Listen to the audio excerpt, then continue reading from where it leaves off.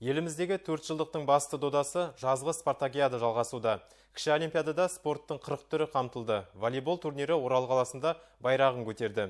Командалар қазір топтық кезеңнің ойындарын өткізуде. Сайыс 8 күнге созылады. Өңірде бұған дейін жазғы спартакиаданың байдарка мен каноэ есуі, дзюдо додалары өткізілген еді. Енді волейбол турнирі басталды. Спорттың бұл түрінен қазір батыс қазақстандықтардың көрсеткіші жоғары. Елдер арасында ұлттық құрама сапындағы ойыншылардың жартысынан көбін оралдықтар құрайды. Сондықтан биылғы спартакиадада жайық жұртшылығы жергілікті командадан жарқын жеңіс күтеді.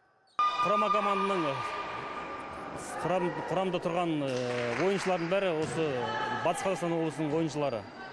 Сондықтан да оларда үлкен үміт бар бірінші орынға шығуға.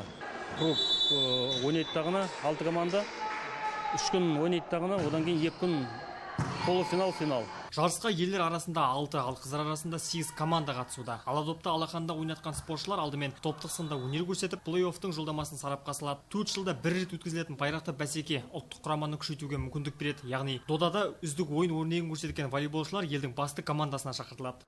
Разделены на 2 подгруппы по 4 команды.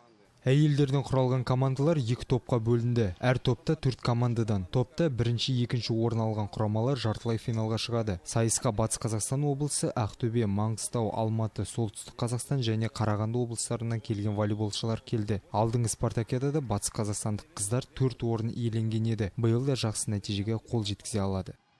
Ойындар қаладағы облыстық жоғары спорт шеберлігі мектебі мен Арман спорт кешенінде өтуде. Тартысты сайыс 20 маусымға дейін жалғасады.